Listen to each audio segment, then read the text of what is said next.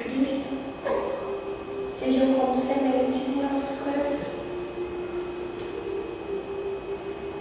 Que aqueles que aqui hoje não puderam estar, que possam receber nossos pensamentos de amor. Muito obrigada. Que assim seja.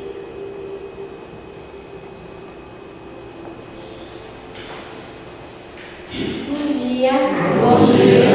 O tema de hoje é o semeador de esperança. Sempre lembrando que esses temas são muito desafiadores para quem vai falar.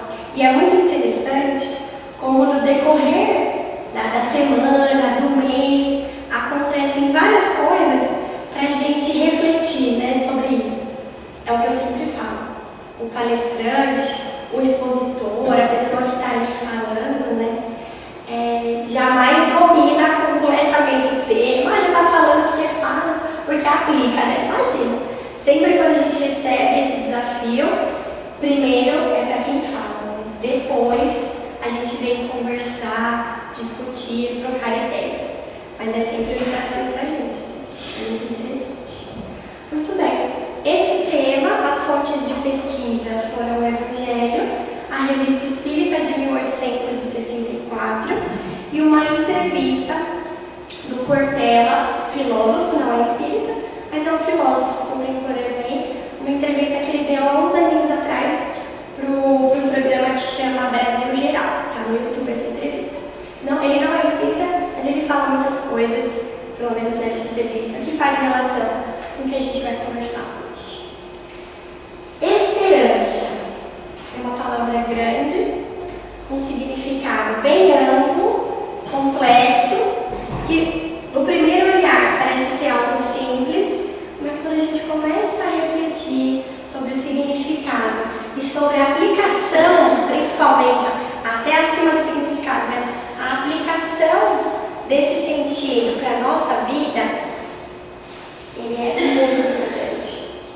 Esperança é esperar com confiança.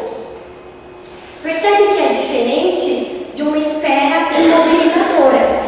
Aquela pessoa que está esperando chegar, eu sento aqui, mas você não vai fazer? Não, eu estou esperando. Não, eu tenho esperança, não vai dar certo. Então essa é aquela espera que te imobiliza, paralisa, que faz a pessoa não ir para frente. Né? A esperança, ela é uma espera ativa, ela é uma espera com confiança.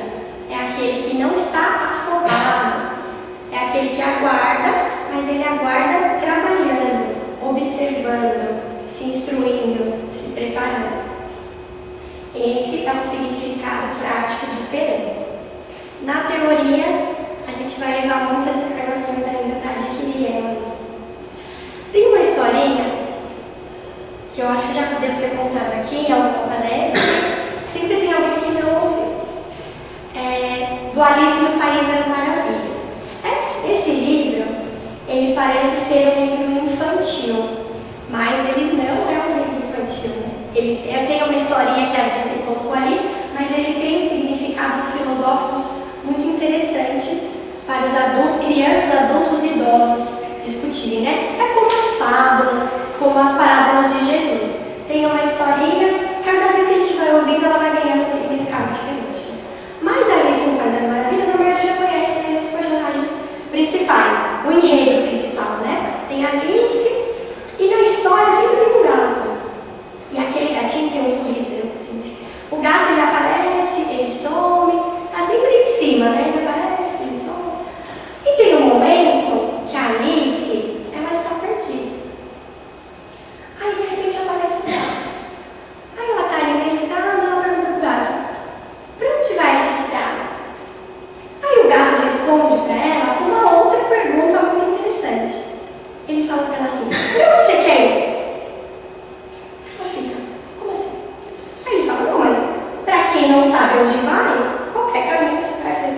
Então, pra eu te falar pra onde essa estrada vai, primeiro você tem que me falar pra onde você quer ir, aonde você quer chegar. E só esse trecho já rende uma palestra inteira. Porque imagine conosco, acontece a mesma coisa.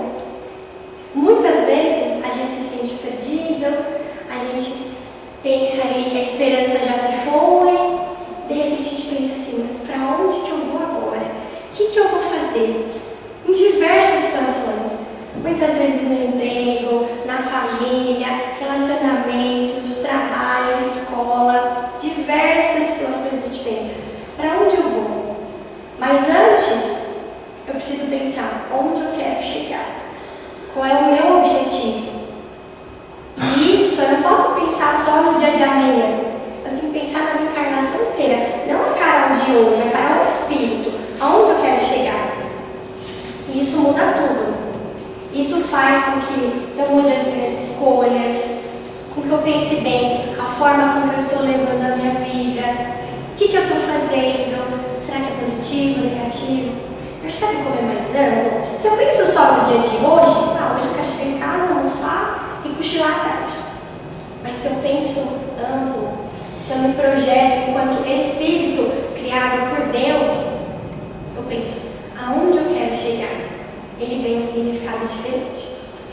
Mas, depois que eu descubro onde eu quero chegar, é muito fácil, né? Evolução. A gente que é espírita já tem a resposta na ponta da língua. Onde a gente quer chegar enquanto espírito? Evoluir, né? Não é o seguinte, onde? Perfeição, evolução. Sabemos que demora, mas que eu quero chegar na evolução. Porém, para alcançar essa evolução, eu preciso me pôr a caminho. Eu preciso estar no caminho. Porque apesar dessa caminhada, até atingir essa evolução, porque por enquanto a gente ainda está no esclarecimento, né? A evolução ela vem um pouquinho depois. Para eu encontrar essa evolução que a gente busca e que a gente foi criado para alcançar, eu preciso me colocar a caminho. E preciso dar o primeiro passo. Qualquer caminhada de 5 km, 10, 20, ela começa com o primeiro passo. Que a gente já está dando hoje, né? Só de estar aqui no domingo de manhã. Tem gente que saiu ontem, tem gente que foi dormir tarde, tem gente que não está muito bem, tem gente que trabalhou, tem gente que ficou com a família. E hoje nos reunimos todos para aprender um pouquinho sobre os ensinamentos de Jesus. Esse já é o primeiro dedinho. A gente colocou o primeiro dedinho no caminho, não o mindinho. Mas já é importante, já faz parte. E aí a gente começa a estudar, começa a se afinizar, começa a querer se transformar. E essa transformação, ela exige uma outra coisa da gente: coragem. Coragem para a gente sair daquela inércia que nos imobiliza. Coragem para buscar o que é bom para a gente. Coragem para domar a nossa personalidade, que eu acho que é o mais difícil de tudo. As nossas más tendências, o nosso jeito de ser, porque afinal de contas é Ele que nos está deixando ainda nesse planeta de provas e expiações. São nossas mazelas, nossas más tendências. E é necessário coragem. A maior coragem não é enfrentar o outro, é enfrentar a si mesmo. Coragem não é a ausência do medo. A ausência do medo é temeridade. Só que não tem medo de nada. O medo é importante. Faz parte do nosso processo ali de evolução. Imagina quem não tem medo está vulnerável a tudo, né? Coragem é, ainda com medo, enfrentar. Ainda que não tendo condições, ir buscar. Essa é a coragem. É a dedicação, é o esforço. Coragem é não ter medo, é estar vulnerável. Não tem o adolescente ali de 14, 15 anos, a mãe vai chamar a atenção. E aí ele fala assim, não mãe, mas eu não tenho medo de nada, vai dar tudo certo, eu posso ir lá. Nós também já fomos assim. Eu vou, imagina, eu não tenho medo, eu enfrento tudo. Essa é a temeridade, porque a maturidade traz a coragem, ainda que com medo, com a cautela, a gente observa, vê qual é o melhor caminho e segue, ou recua. Às vezes a coragem, ela tem que servir não só para a gente seguir em frente, mas também para recuar quando a gente percebe que determinada situação não vai ser positiva para a gente. Isso é importante também. Quando a gente adquire a coragem, a gente encontra a mudança, a transformação. A mudança é importante, mas ela também tem que ser com equilíbrio. Até porque ninguém muda de um dia para o outro. E essa pessoa que muda o sabor do vento, igual biruta, assim, aí é volúvel, não é mudança. A mudança é a mudança flexível, que muda a partir da necessidade e da reflexão. Eu avaliei, eu percebi que os meus atos não estão interessantes, eu percebi que, olha aí, há 10 anos atrás eu fazia tal coisa, hoje eu já estou fazendo diferente. E aí sim a gente muda, porque as mudanças repentinas, de um dia para o outro, elas são passageiras.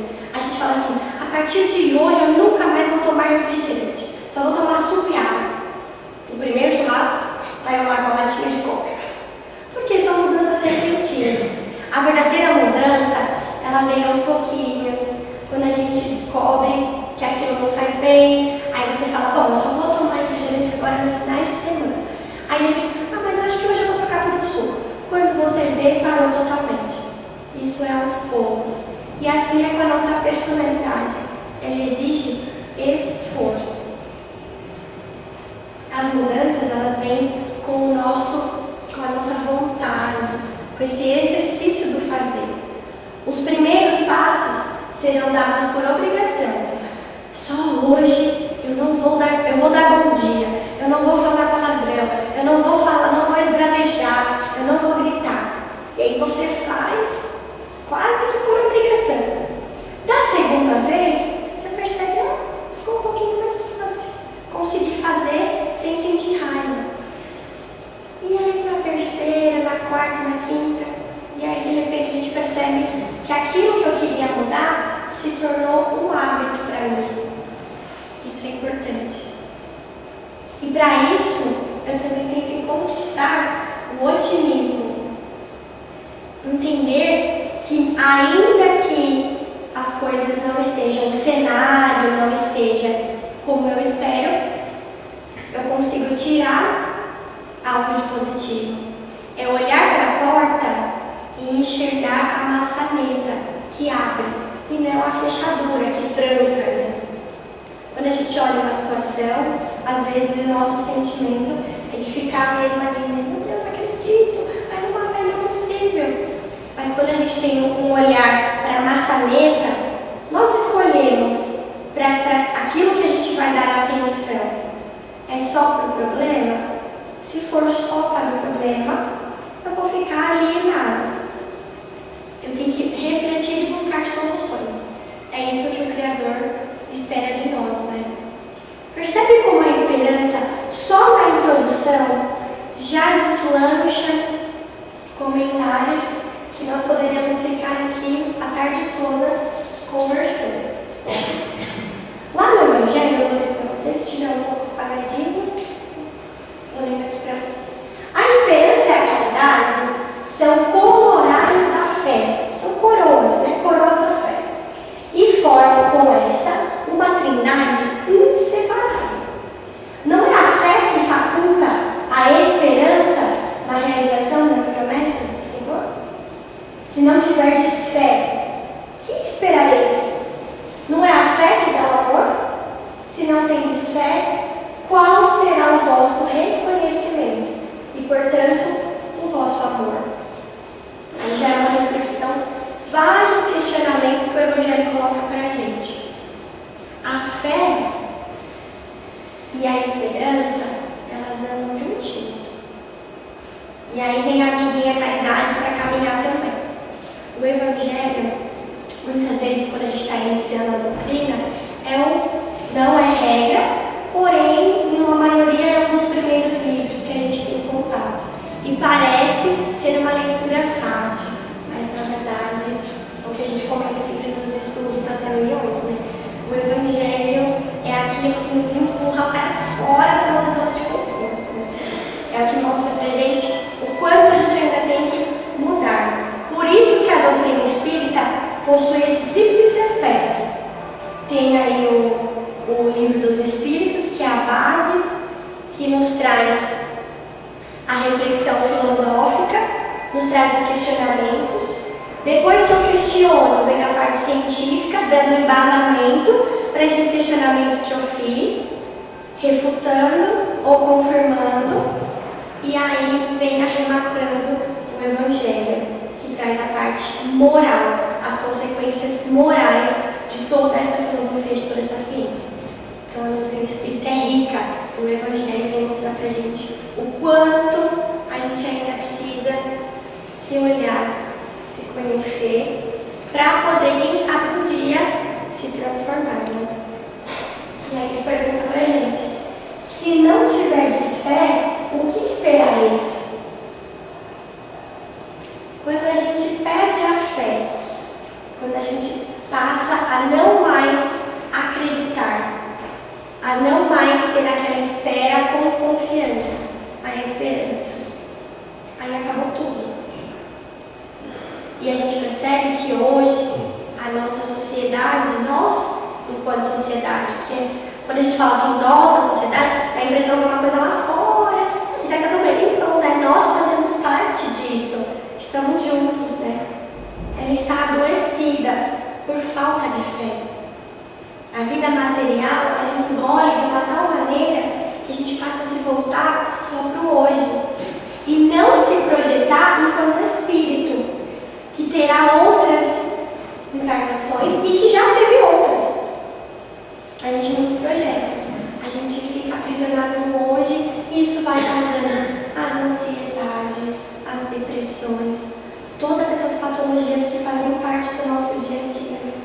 É o excesso do hoje, o excesso do ontem e às vezes o excesso do amanhã, né, que vai causando esses pequenos problemas. Mas quando a gente se volta para a doutrina espírita, ele questiona: se não tiverdes fé, o que esperar, né? E que vai sobrar? E aí vem a pergunta que a gente questiona no Evangelho: como ter fé no nosso cenário atual, né? Essa aqui é uma charge que vai falando tantos problemas que vão acontecendo aí no nosso dia a dia, a saúde, a educação, a segurança, a política, a vida em família, a vida no trabalho. Como alcançar essa esperança? Como manter a fé ativa? Como conseguir semear o bem diante de tantos problemas que cada dia que a gente liga a TV nos acometem? Foi como eu falei anteriormente, né? Esse excesso de preocupação que a vida material traz pra gente faz com que a gente se aprisione e fique alienado por esses questionamentos.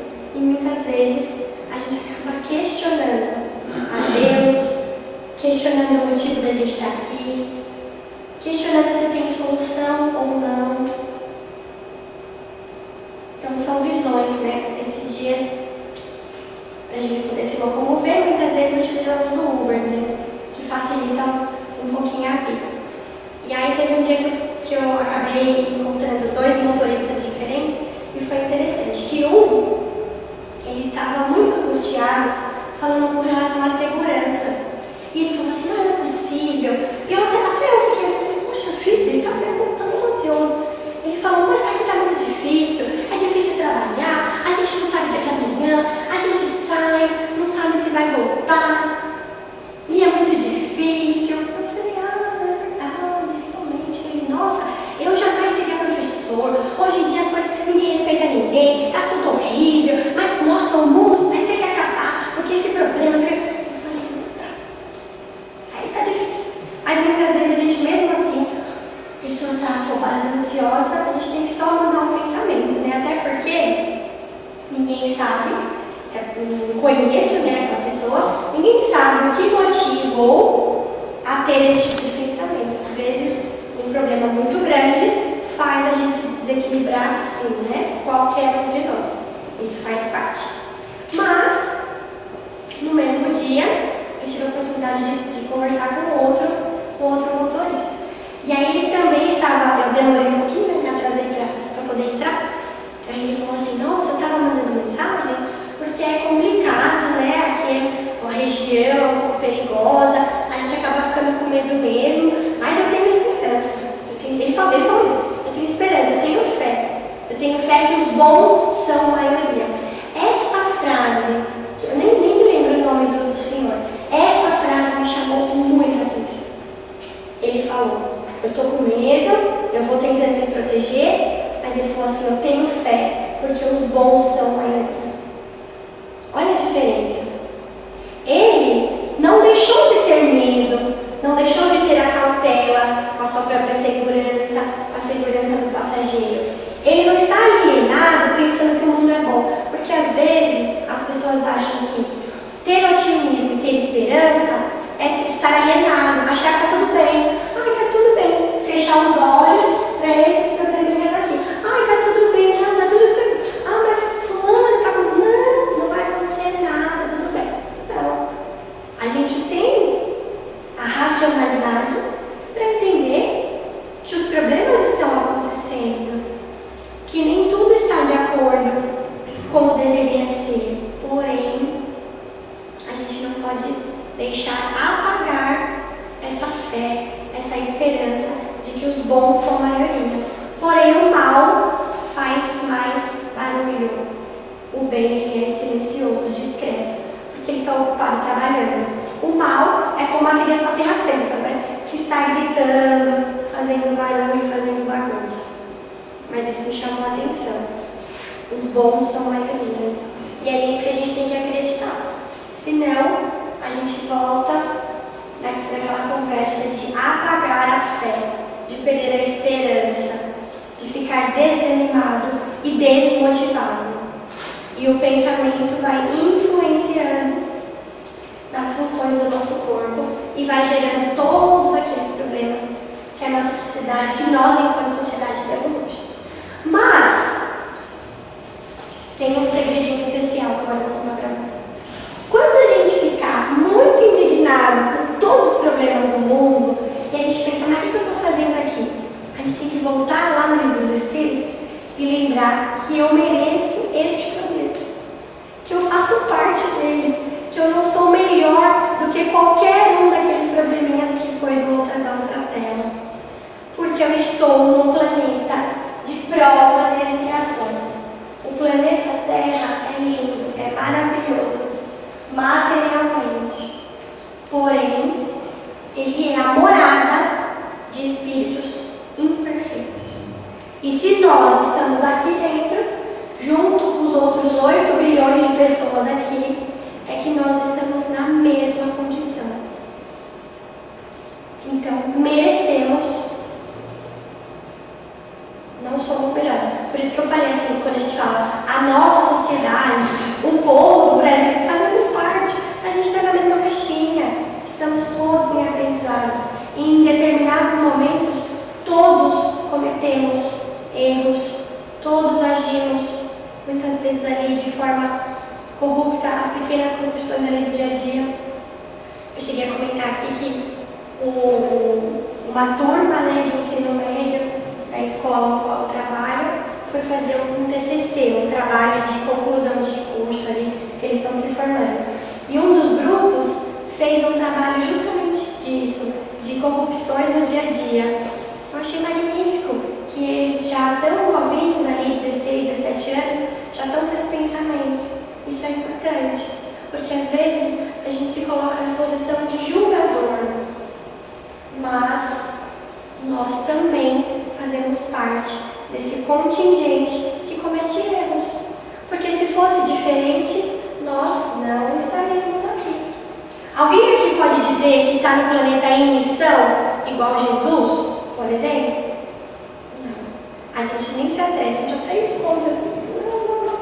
Porque nós não estamos em missão, nem a passeio, nem para observar, não, eu vim aqui, que eu sou já evoluída, eu só vim aqui no caso só para ajudar. Não. A gente veio também para aprender e muito. E lá no Evangelho ele fala, por isso os colocou Deus no mundo ingrato.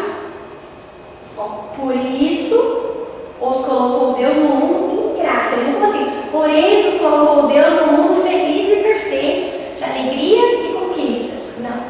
No mundo ingrato, em que a gente vai se sentir mesmo embrutecido, indignados, porque é essa indignação, é esse sentimento que vai empurrar a gente para a mudança, para a transformação. Porque se a gente só tivesse nosso redor só coisas boas acontecendo, a gente vai ficar em contemplação, sentadinhos, observando. Mas é esse mundo que remexe aí com os nossos pensamentos e ações que faz a gente se transformar. Quer um exemplo? Quando a gente percebe, vê aquele vizinho, tá sempre colocando o lixo no lugar errado. Você fica, poxa, eu não acredito, vai de novo colocando na minha porta. Isso muda a gente, faz a gente querer conversar com ele. Aí quando você vai conversar com o vizinho, você percebe que você não pode ir muito bravo, você vai já trabalhando a personalidade e você conversa, ô seu Luiz, você não pode tirar o lixo daqui? Você já vai conversando e você já vai transformando, aí você já pega, já transforma uma lixeira, dá de presente. E isso faz a gente se movimentar. No serviço é a mesma coisa. Tem aquele colega de trabalho que às vezes você fala, poxa vida, esse cara não faz nada, né? Eu vou ter que fazer tudo. Mas nesse fazer tudo, você está aprendendo, está dominando a personalidade, está observando, está aprendendo algo a mais por fazer o seu trabalho dele, está aprendendo algo de diferente. Num outro emprego, ou até mesmo no mesmo emprego, né? Mas numa outra oportunidade, você já vai ter duas habilidades que vai somar no seu currículo. Olha aí. Como a estratégia da providência divina coloca a gente no lugar certo, na hora certa, para a gente aprender e evoluir. A gente pensa que evoluir é encher um caminhão de cesta básica, ir lá e doar. Isso também é importante, vai ajudar muito as pessoas que estão com fome. Mas quando eu domino a minha personalidade, o meu jeito de ser, que ainda é carregado de orgulho, de egoísmo, aí eu consigo me transformar. Então ele fala, por isso os colocou Deus no mundo ingrato, para expiarem aqui, as suas faltas, mediante penoso trabalho e misérias da vida. Olha aí, a gente vai aprender, a gente vai resgatar nossas faltas e olha a condição, mediante penoso trabalho e misérias da vida. Não é mediante elogios, aplausos e coisinhas positivas para a gente ficar sempre feliz. Não. A doutrina espírita mostra pra gente que o que vai fazer a gente melhorar. Ai, Carol, você está falando que eu tenho que sofrer, eu tenho que chorar. Não, não é isso. Mas a transformação, ela vem com esse esforço. O trabalho penoso que ele está. Perdão, o trabalho penoso que ele está falando que a gente tem que buscar é esse. É o do esforço, é da dedicação. Muitas vezes ele vem acompanhado de misérias, ele vem acompanhado da dor, porque imperfeitos como somos, se fosse só com alegrias, talvez ficaríamos na inércia. Mas quando vem aquele solavanco, faz a gente ficar mais atento. Vou dar um exemplinho bem rústico do dia a dia. Quando a gente vai pra praia, a gente fala, eu vou comer bastante coisa, tá de férias, tá tranquilo, aí quem vai naquelas barraquinhas, come lanche natural, come fruta, aí você come um camarão, passa mal. Já aconteceu comigo isso. É estudo de casa. Depois, a gente nunca mais come, fica só, não vou comer mais camarão, obrigada, vou deixar passar. Porque você vai ficar com medo de ter a mesma alergia, a mesma intoxicação, o mesmo problema. A providência divina é a mesma coisa.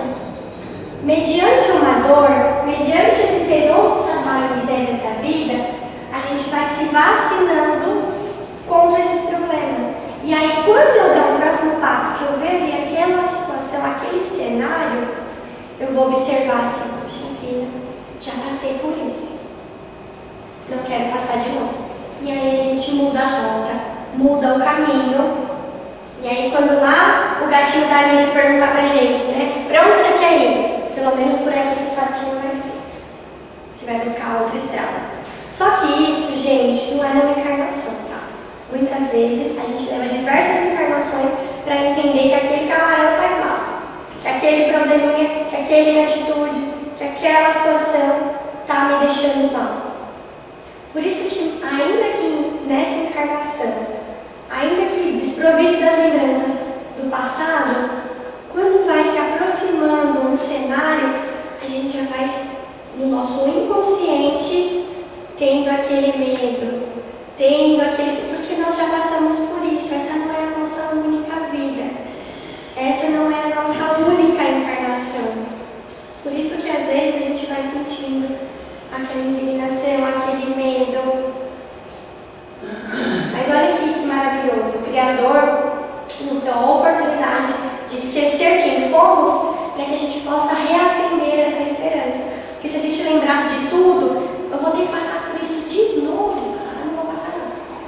eu ia querer negligenciar e abreviar a minha encarnação. Então, o Criador já tira da nossa mente essas lembranças para que a gente tenha mais confiança no presente e consiga enfrentar essas situações, dessa vez com mais fé, com mais esperança. Então ele fala que a gente vai espiar nossas faltas com trabalho penoso, com as misérias da vida, até que haja merecido ascender a um planeta mais ditoso, a um planeta mais feliz. Então a gente pensa assim, o planeta vai se transformar? Claro, tudo evolui no universo. Ele vai se transformar para um mundo de regeneração, para um mundo feliz. Mas quem é que habita esse mundo? Somos nós. Então quando ele vai evoluir? Quando nós evoluímos também. É claro que vai chegar o momento da peneira, né? Quem repetir de ano vai para um planeta, vai continuar. Ou pode ir para um planeta até mesmo inferior para auxiliar a galera de lá a evoluir também. Então nada é em vão na providência divina. Deus se aproveita de diversas oportunidades para nos fazer evoluir. Eu costumo dizer que tem aquela frase que a gente ouve desde criança, né? Deus escreve certo por linhas tortas, e que eu não concordo muito com essa frase, não. Eu acho que Deus escreve certo por linhas certas, mas nós, com a nossa visão míope de espíritos imperfeitos, enxergamos torto e não compreendemos as oportunidades que a gente tem de aprender. Muitas vezes a gente fica buscando tantas coisas, buscando aquele auxílio, buscando aquela ajuda. E quando ela aparece, a gente não sabe identificar. E aí quando desencarna, enquanto espírito, vai olhar e vai pensar, puxa vida, de novo. Eu pedi, veio e eu não aproveitei.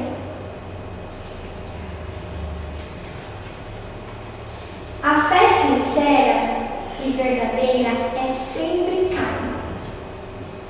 Por isso que ela vem junto com a esperança, que é a espera ativa. Não é a correria ativa, é a espera ativa. Porque a fé sincera, ela é calma, ela observa, ela não se afoba e não se anseia. Faculta a paciência que sabe esperar, tendo seu ponto de apoio na inteligência e na compreensão das coisas. Quem é que grita e chora quando não consegue algo? É a criança. E a criança, materialmente, ela não tem todas as suas funções completas. Ela está em desenvolvimento. Nós já temos. Nós já temos a condição de entender que desejos não são direitos. Não é porque eu quero que vai acontecer. Não é porque eu quero que aquilo ali vai vir para mim de presente. Não. Desejos não são direitos. Eu preciso conquistar. E para conquistar eu tenho que caminhar. E para eu me pôr a caminho, eu preciso ter a calma e a inteligência que as coisas vão acontecer no seu tempo. Mas que enquanto elas não acontecem, o que eu ainda posso fazer? Porque se eu olhar ao meu redor aqui, tem diversos pontos que eu ainda preciso melhorar em mim. Muitos. Que eu ainda preciso mudar, que eu ainda preciso me transformar. E talvez por isso eu ainda não tenha merecido alcançar aquilo que me espera no final da estrada. Né? A calma na luta é sempre um sinal de força e confiança. Para mim, essa é uma das frases mais potentes do Evangelho. A calma na luta é sempre um sinal de força e confiança. A violência, ao contrário, denota fraqueza e dúvida de si mesmo. Quando a gente grita, quando a gente esbraveja, quando a gente se desespera diante das situações da nossa vida, é porque a gente ainda está duvidando de nós mesmos. Porque a luta, ela é certa. Mas a confiança tem que vir junto. Tem que me acompanhar. Percebe que ele não falou que a gente tem que estar na inércia. Não, ele fala de luta. Ele fala que a gente vai ter que enfrentar, que a vida nos proporciona. Cada um de nós, se fosse marcar um caderninho aqui, ia preencher folhas e folhas de dificuldades que enfrenta na família, no serviço, na casa espírita, em qualquer lugar. Onde tem ser humano, vai existir embates, vai existir dificuldades, irão existir problemas. Mas onde tem ser humano, seres humanos e animaizinhos também, vai existir esperança, positividade, trocas, aprendizados, abraços, olho no olho, carinho, entendimento, respeito. E a gente aprende com as duas coisas. A gente não aprende só nas situações positivas da vida. Muitas vezes são os problemas que nos fazem caminhar. Acho que o expositor Walter, lá da Casa Amiga, já contou. Eu ouvi essa história com ele contando, há uns anos atrás, que tinha uma família que tinha só aquela vaquinha ali. E aí, um monge passou na casa e levou a vaquinha embora. E o companheiro do monge ficou, poxa vida, aquela família só tinha aquela vaquinha. O senhor tirou a única coisa que eles tinham. Mas que injustiça. E ele ficou com aquilo no coração a vida toda, preocupado. E depois de anos, ele retornou na casinha para ver como estava aquela família, né? Ele ficou com aquela culpa a vida toda. Quando ele chega lá, não tem mais aquela casinha de pau. Já tem um sobrado, já tem uma mansão, já tem várias cabeças de gado, plantação, horta. Aí ele se aproxima e fala, poxa, você ficou sabendo de uma família? O que aconteceu com uma família? Morava numa casinha. Aí ele, não, somos nós. Há um tempo atrás a gente viu que a vaquinha tinha ido embora, aí não tinha mais aquilo, a gente foi buscar outras coisas, um foi plantar, o outro foi trabalhar, aí a gente começou a comprar uns bezerrinhos, a gente fez essa fazenda aqui, percebe? É claro que isso é uma fábula, né? Uma história, mas é mais ou menos o que acontece com a gente. Muitas vezes a gente está aprisionado numa situação há tanto tempo, a gente pensa em nos evoluirmos, nos tornar mais evoluídos, mudar o mundo, mas eu tenho certeza absoluta que dentre nós aqui, me incluindo a todos nós, tem aquele lugar cativo na mesa de casa, que se alguém sentar, a gente nem almoça direito. Se chegar hoje no almoço de domingo e alguém sentar na sua cadeira, você vai dizer, acabou, que eu vou comer na sala. No serviço, a gente está ali. Se alguém ficar naquele nosso posto, um dia você já não acredito, ficou aqui. A gente pensa em mudar, a gente pensa em evoluir, pensa em se transformar, mas é difícil modificar na cadeira que a gente senta, na própria casa espírita, em casa, no serviço. Então, quando alguém puxa a nossa cadeira, no primeiro momento a gente sente o baque, é normal. Porque esse corpo material, se não tiver sentimento, a gente tem aquele sentimento. O primeiro momento é da indignação, mas isso nos impulsiona à transformação, nos impulsiona a mudar, a nos modificarmos. E aí, lá na Revista Espírita, de dezembro de 64, Kardec, num discurso, fala assim: o pensamento é um atributo característico do ser espiritual. É ele que distingue o espírito da matéria. Sem o pensamento, o espírito não seria espírito. Por isso que eu não posso falar assim, pois o meu espírito. Não, sou eu espírito. Não é meu, não tem. Sou eu espírito. Eu sou um ser espiritual em evolução. A vontade não é um atributo especial do espírito. É o pensamento chegado a um certo grau de energia. É o pensamento transformado em força motriz. Gente, isso é magnífico. A vontade que nos leva a fazer as coisas, ou que nos paralisa, porque para estar paralisado precisa de vontade também, vontade de não sair do lugar. Ela não é um atributo, ela não é mais uma característica que a gente tem enquanto espírito. Ela é o próprio pensamento em evolução.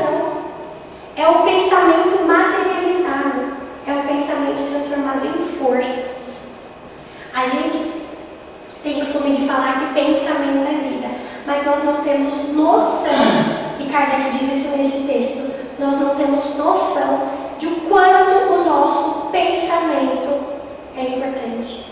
E enquanto a nossa comunhão de pensamentos, cada um com o seu pensamento, ajuda ou detona um planeta, uma situação. É pela vontade que o Espírito imprime aos membros e ao corpo movimentos num determinado sentido. Então, para eu falar assim, eu quero caminhar até a Dona Maria. Tá vendo? Eu pensei e esse pensamento foi transformado em vontade e essa vontade fez com que minhas pernas e braços me movimentassem até ali. Isso é magnífico. Isso dá poder para a gente, ao nosso livre-arbítrio. Mostra que nós temos capacidade de enfrentar qualquer situação. Senão o Criador não teria nos colocado aqui, porque Ele não é injusto. Como a comunhão dos nossos pensamentos não transforma a situação do planeta. Se a gente está caminhando e vê um acidente na rua, qual é a postura? Ficar de curioso, tirando selfie e gravando vídeos? Ou enviar um pensamento positivo? Quando a gente vê a situação negativa na política, qual é o nosso sentimento? De esbravejar e brigar cada vez mais? Ou de enviar pensamentos positivos para que todos se equilibrem? Quando a gente percebe que tem um andarilho na rua, ainda que esteja entorpecido pela bebida, pela droga, qual é o nosso pensamento? Ai, que fedor, sai daqui? Ou ainda que eu não possa ajudar materialmente, eu envio um pensamento. As situações que acontecem, elas não servem só para punir ou dar méritos para aquele grupo que está fazendo. Todos que estão envolvidos com pensamentos positivos e negativos também estão sendo observados. Nós somos observados também pelas nossas ações e pelos pensamentos que a gente vai direcionando para as situações que acontecem no nosso dia a dia. Muitas vezes, diante da vida material, a gente fica se sentindo igual esse bonequinho amarelo, né? O único sorriso diante das críticas, a única palavra positiva diante dos pensamentos negativos. Mas é isso que o Criador espera de nós. É isso que quer dizer ser semeador de esperança. É uma sementinha diante de várias incompreensões. É uma sementinha positiva diante de várias que a gente encontra às vezes negativas. Não custa nada para nós dar um sorriso. Não custa nada para nós ser otimista quando a gente encontra alguém no caminho com pensamentos negativos. Não custa nada para nós abraçar alguém que está triste, que está preocupado.